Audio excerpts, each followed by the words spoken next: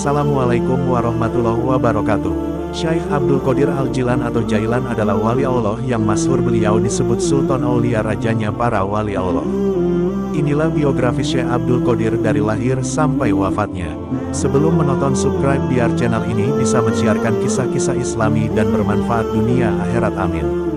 Bismillahirrohmanirrohim. Syekh Al-Imam Al-Alim Az-Zahid Al-Arif Al-Qutwah, Syekhul Islam, yang menghidupkan agama, Abu Muhammad Abdul Qadir bin Abu Sholih Abdullah bin Janki Dausat Al-Jili Al-Hanbali, Syekh kota Baghdad.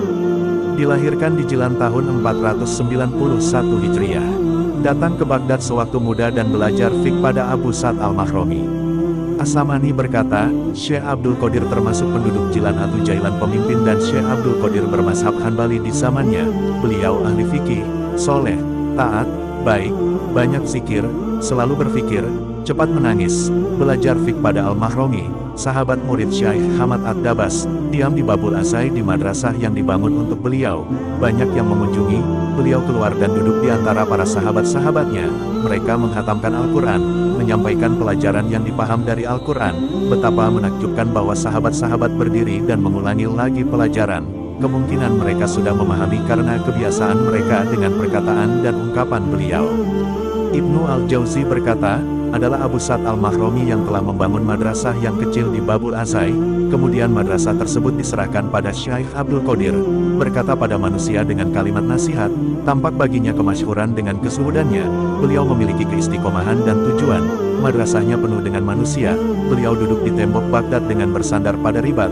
Sangat banyak yang taubat di majelis zikir beliau, sehingga madrasahnya makmur, ramai dan luas. Orang-orang awam bersemangat di madrasah itu. Beliau mengajar dan menasehati di madrasah itu hingga wafat. Pengarang kitab Al-Mir'ah mengatakan, diamnya Syekh Abdul Qadir Al-Jilani lebih banyak daripada pembicaraannya.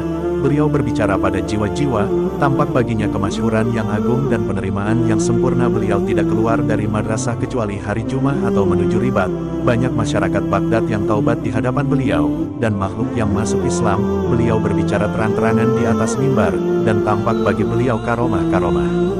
Saya berkata, tidak ada dari pembesar-pembesar masyayikh yang mempunyai ahwal dan karomah yang lebih banyak dari Aziz Syekh Abdul Qadir.